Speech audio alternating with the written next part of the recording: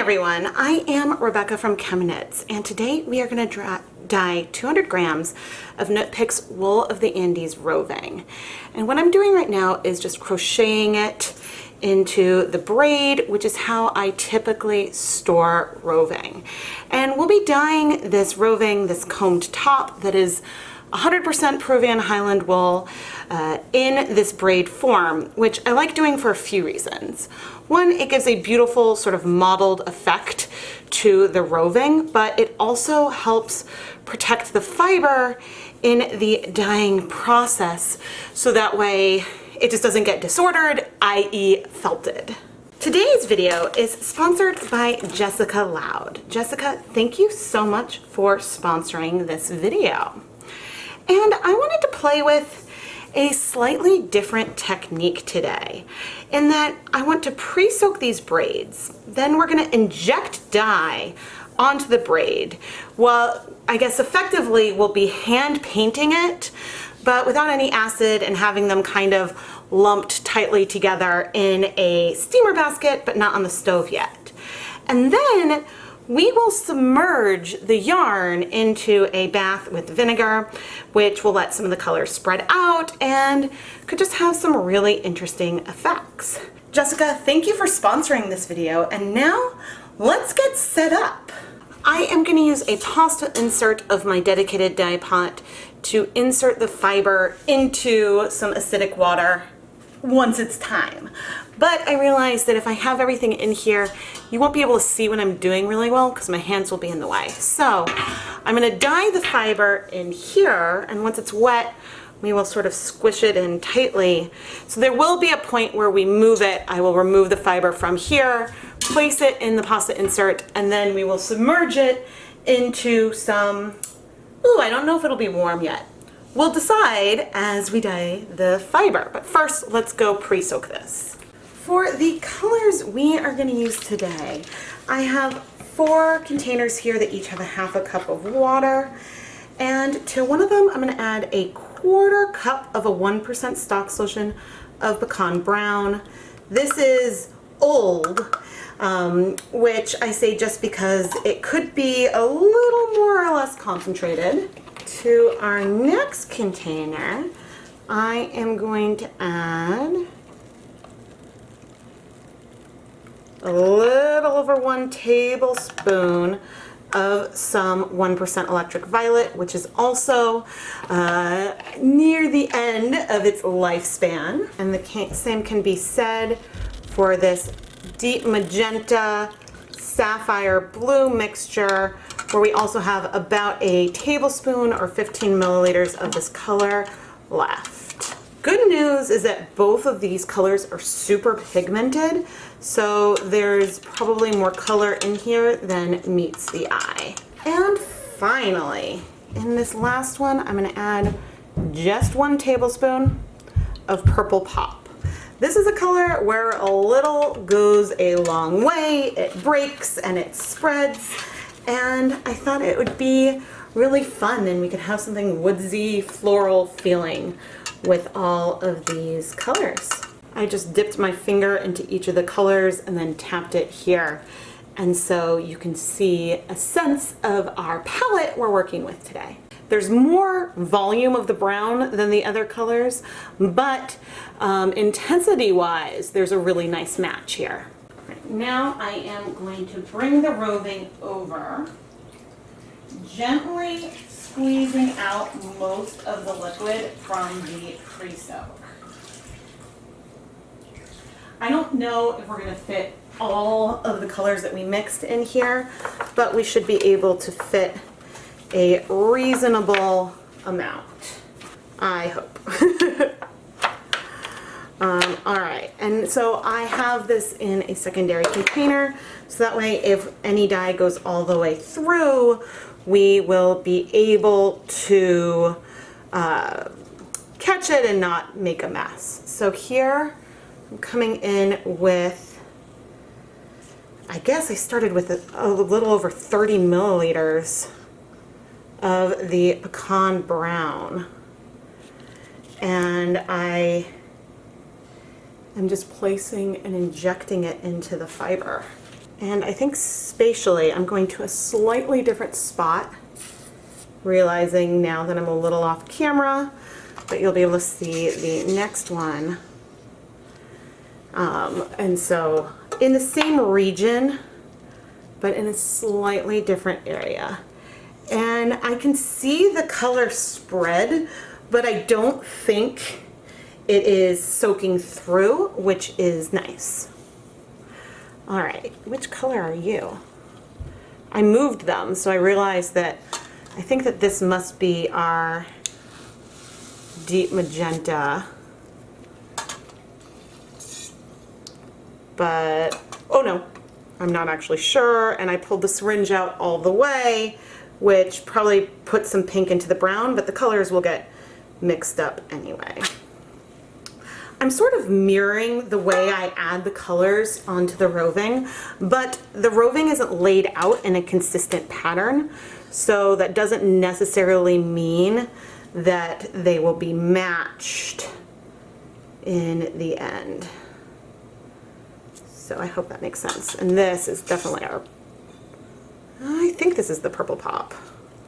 So I'm like, this is definitely, and I'm like, or at least I think. So the way I've added this, there's actually a reasonable amount of white left in here. But again, there's no acid left, or no acid left, no acid yet in the fiber. So I'm expecting that things will probably spread a fair amount. It could just spread completely, we don't know. Sorry everyone, the memory card ran out. I injected the rest of the purple in here, but I poured the tiny bit left in the cup on first, and I was like, oh, if the roving wasn't wet, then this would have just sort of spilled all over, but it's sinking in. And as I ran to go find a new memory card, I did make an observation. We do have some spilling, and actually it's less than I thought. So some fiber has gone through, or some dye has gone through, but again, not as much as I anticipated. And so with the exception of that, we are going to be able to add all of this dye that I measured out, which, gosh, must be, I think, is a quarter cup is about, yeah, so about 100 and, so that's 15, no, 45, about 105 milliliters. So 3 tablespoons plus 60 mils is, yeah, that's what that is. Oh goodness. And I'm reinforcing this because, yeah, I think that we have a reasonable shot of getting some really, really great color. And now I am going, okay, actually I'm gonna let this sit and let's go set up the dye pot. I don't yet know if this water level is going to be deep enough for our project, but we've got my 12 quart dedicated dye pot about half full of water. And I'm gonna add a half a cup of white vinegar. This should help the colors start to strike relatively quickly. Now, temperature-wise, we are warm, we are not yet hot, and I think that this is a good situation for us. Okay, I think we are leaking dye. I am going to carefully, try not to squeeze, lift this up, place it directly into this basket, which I'm going to set down briefly so I can move the camera again. Okay, and now, hoping this is not really dripping, I'm putting, sort of drying off the bottom with a paper towel, and no drips on the walkover. Here is our fiber, which I'm slowly lowering in, and now you can see those colors spread. I do want to do one little thing, and that is poke. I don't want to touch it a ton, but I am poking the little areas that are at the surface in. And now I am not touching it at all. Now we are going to let this continue to heat up until we approach the beginnings of a simmer, where I will reduce the temperature. But that sort of softened everything. We might end up with dark patches in pastel, plus the like resist that is inherent in, well, one, the fiber all being squished, and two, the fact that they were sort of crocheted to begin with, but we will see. Okay, I'm gonna set a timer for 10 minutes and then we'll come back and check in on this. It's just been 2 minutes and ooh, the spread. Things have spread out a fair amount. Look at that breaking there. That is so cool. But I just came in to say, don't worry about the leftover dye that it's filled. I have that all saved, and we will use that in a leave no dye behind video, or maybe segment of this video. But interesting. We're now 5 minutes in. I've not touched the fiber at all. And maybe I should have time-lapsed this, because that color is coming out, it is spreading. I am not going to press things down. I'm going to leave that little bit of change at the surface. I do see multiple different hues in here, even as things mix together. So yeah, we'll see what happens, but I am excited. And gosh, I wonder if I had had maybe more vinegar, could things have struck faster? Or maybe if it was hotter? There's so many different variables at play in here. But the nice thing is that I will easily be able to remove the fiber from the pot, and if I feel like we need a yarn mop or something of some kind, it'll be really easy to place one in on the bottom. So that is a plus. But anyway, there's 4 minutes and 40 seconds left on the timer, and then I'll come back. The colors have continued to spread, and so maybe this could be something that could work a little bit better with some other techniques. But one reason why I was optimistic is that I loved the results that we got recently from some solar dyeing, and then when I immersed it later on to help that residual color set, those results were awesome. But it was superwash and was exposed to a lot of heat and time, so some of the color had somewhat set already, and this time there really wasn't any opportunity for anything to set before immersing it in water. But I am going to add a lot of vinegar. That was a nice healthy glug. I'm not concerned because there is not too much dye, and especially not too much purple pop. But I do like the color, and hopefully we don't know what's happening in the middle because we can't see.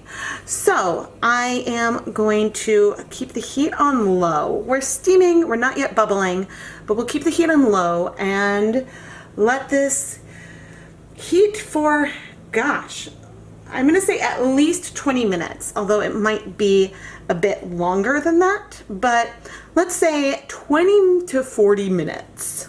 It has been 40 minutes. I do still see some pigment in the yarn, and what's funny is it's not that there's white necessarily, but some of the fibers at the surface definitely look more pastel. I'm gonna increase the heat a bit. I can tell, which you maybe can't on camera, that the water is clearing a bit, but it hasn't cleared completely or anything yet. And I think that this is the time where I will come and add another splash of vinegar. There should be plenty of acid in here that the colors should all absorb. And I know that with purple pop, typically you need to heat things up and let it cool completely to soak up that color. But I think now I have the heat more on medium. We'll wait another 20 minutes, so that'll be an hour total since not this most recent splash, but since the previous one. And then at that point, I will lift this up and we'll get a sense of what color we have left in the pot. While we're waiting on our roving, let's leave no dye behind from the rinsing of the cups and everything else we had going on. Plus, I think probably a little acid. Here is 100 grams of just dry Knit Picks Stroll fingering weight yarn. This dye bath is warm, definitely not hot, and there's a lot of acid in here from another dyeing project. And I am just quickly submerging the yarn in here. I would say maybe we have like 8, 10, maybe even 16 cups of water in here at the moment. And as I said, there should be plenty of vinegar. And now we are going to take this mauve-y color. Oh, it might be a deeper pink than I thought. Sort of add it and shimmy. And again, the water is a little warm, but it's not hot. So that's why I can have my hands comfortably in here and why we can easily move things around. I don't mind a lot of tonal variation in here, and because the yarn was dry, that is part of what we will see. But it's just a fun way to use up leftover dye. And you can see there's a lot of dye left in the pan, but also there's some that has already struck to the yarn. And doing this is just a nice way to use up some leftovers and get a nice tonal. So now I am going to heat this up until all of the color has absorbed, and soon we'll check back in on that roving. Okay, let's check in on the color, and that pink down there is looking quite purple pop to me. That is looking like a very purple pop pink. And this is what our roving is looking like. So here is what I'm going to do. Purple pop is a temperamental color in that it needs a lot to absorb. Now, I don't necessarily have to use a yarn mop, but we will. And you can see that there's color, but actually the amount of pigment, it's pretty dilute. There will no question be color in this mop that we're adding, which is, where's my tongs? My tongs are over there. There will absolutely be color in the yarn. You can see there's a lot of pigment overall, but since there's so much water, that's why it doesn't look like a ton at the moment. This yarn that I just added is 100% superwash merino, and it is gonna sit down there and be in here while we let everything cool. And in fact, I'm gonna turn off the heat to let things cool completely, because that honestly is what Purple Pop needs to get set. It needs that time to heat up and then cool. And fingers crossed that all the color will be in the yarn when we check back in on it in, honestly, a few hours. After not a lot of time, I think all of this color is in our yarn. Since the roving is cooling off slowly, I'm going to go ahead and turn off the heat here and let this cool slowly as well. And then at least we can wash the Leave No Dye Behind with the yarn mop later on. I'll wash the roving separately. It's been a few hours and the pot is still a little warm, but I want things to cool off. So I'm removing our roving, letting a lot of that water come out, and I'm going to set it aside so it can cool completely. But ooh, check that out. We got some cool resist from the holes. Ooh. Oh, well that's different and unexpected. This is making me wonder now if those white patches I saw once, although here the light patches are around a dark circle, so I don't know. Anyway, that's cool looking. I'm glad we've got some more variation in there than we thought. Okay, so I've set the roving aside, and it's cool enough that I can reach my hand in, and that color has cleared. Now, this pink that we have here is beautiful and tonal, but it is brighter yeah, I guess you can tell. It's a bit of a brighter pink than what we saw from our remnants of everything mixed together. But they are otherwise probably fairly similar. So anyway, I'm gonna let this finish cooling so then we can go and wash it. I set up the camera to start washing the yarn, and in my mind the song Closing Time came on, but washing time. Anyway, I am washing the yarn in some tap water, and then I will add little bits of some dish soap, a little bit clear. But the nice thing is that all of the color is in the yarn. So I'll rinse the soap out and then we'll see the roving, and hopefully the water will be as clear as what we see here on our two tonal yarn mops. Now let's remove the roving from the pot. And we had, ooh, this is pretty. I knew there was, ooh, a fun reason to have purple pop in there. So even if, oh no, I've got purple and different hues of pink, and ooh, there's some brown. Okay, the colors spread a lot, but there's still elements of those colors we injected here. I'm curious if there'll be any white in the fiber. That'll be interesting to see. But hooray, I don't see any bleeding. That is amazing. Now I'm going to add the roving into some water with some soap. We can't see because of the bubbles, but crossing my fingers. I don't see bleeding. I don't see bleeding. That is great.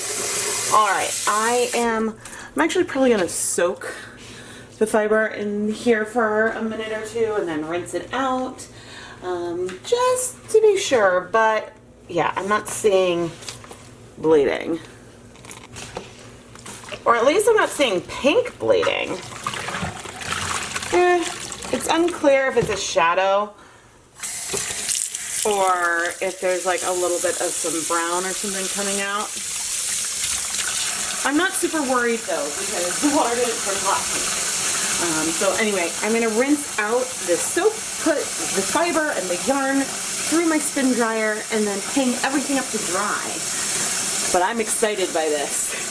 It's more subtle than I think I anticipated, but I picked a lot of very similar colors, so I am excited, and we're good. We're real good. All right, see you when everything is dry. The roving is mostly dry. It's been fairly humid, so mostly dry, and it still is wrapped up the way that it was dyed. And this is beautiful. Once it's dried, we can really see the bright pink, the brown, a little bit almost of a purplish blue tones in here. And it is amazing, and I am really excited. When it was in the pot, it really did look like everything completely blended together, and it made me think that, okay, we might have just, a semi-solid or a slight tonal with subtle variation. No, we've got great variation in here. And now let's open these up. As I'm always like, which direction? There we go. Ooh. I don't know if now that it's dry, oh, I still do see some of those circled dots from the pan, but this is so pretty. Let's see. Haha! I am unwinding my dyed braid from the correct side today. That is not something I always do. I really like these periwinkle notes we've got here. Something definitely broke. All right, I'm going to fluff this up a little bit and arrange it so we can take a better look. And to quickly show the fluffed versus unfluffed, the fluffing is fairly minimal. The yarn is not felted, it separates easily. It's mostly removing some twist that was introduced from when I crocheted it. And so that is just what I did there. This was such a fun way to dye roving. And even though we have pastel patches in here, there is no question whatsoever that we got amazing coverage. And I think I'd like to credit that purple pop, because all these places where we see these pastel pinks would have been white if we didn't have a color that was so slow to absorb to fiber. And speaking of that residual color, here is the pastel pink that we had from what was left in the pot. I put this beneath that steamer basket to help soak up the color.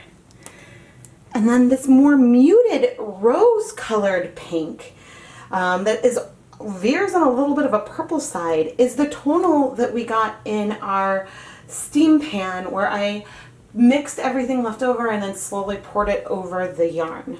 Both of these tonals are really, really beautiful. This fiber is so fun. There are some harsh lines and spots and differences of color in here, but depending on how you spin it, because as you're spinning and drafting, you spread things out, these colors will blend together in a fun way that will result in some short color sections, but not quite as short as they appear at the moment. For all the randomness involved in this process, I would say that these 200 grams are really nicely matched. They definitely are not identical, not by any stretch, but there's a good balance between them, and they feel like the same colorway versus just being complementary from the same pot, but they don't feel completely different. And I'm blown away by the fact that we can still see all these different hues in here. I am so happy. I am Rebecca from ChemKnits, and I would like to give a huge, huge thank you to our sponsor, Jessica Loud. Jessica, thank you so much for sponsoring this episode of Dyepot Weekly, and I really, really hope that you're going to love your roving. I need to play even more with roving. I really, really enjoy the opportunity and challenge to dye it, even if it makes me really nervous. And sometimes I get really, really nervous and I can be really hard on myself. But sometimes when it works so well, I feel so inspired. If you want to see me dye some more roving videos, please give this video a thumbs up. And while you're at it, make sure you're subscribed and have your notifications turned on. In theory, having your notifications on means that YouTube should let you know when I release a new video, and it should show up on your recommended page. So yeah, subscribe, yay! What colors would you like to combine using this technique? I picked some colors that I knew would be really pretty if they had just all completely blended together, but there are so many different ways that you could go about it. So leave some color combinations down below and I might just use them for an upcoming video. If you're a huge ChemKnits fan and want to support the content on another level, go and check out the ChemKnits Patreon. I offer patrons a variety of perks, behind the scenes sneak peeks, early access to new content, and patrons can vote every month in the direction that the Dyepot PS series takes. And then I use those runner-ups from those polls and bring them into Dyepot Weekly even sooner. And so it really does help influence the direction that I take content on this channel. You can find more information about the Patreon through the link down in the video description. I also have an Etsy shop and limited merch over on Zazzle. You can find links to everything, including links to some of my favorite tools and equipment and fiber and everything down in the video description. I try to include as much information as possible to make it as easy as possible for you to try these techniques at home. That's right, I invite you to copy my techniques and then share the results with me on Instagram. I love getting to see what you have created, and it is just so much fun to play with color on yarn and fiber. Thank you so much for watching.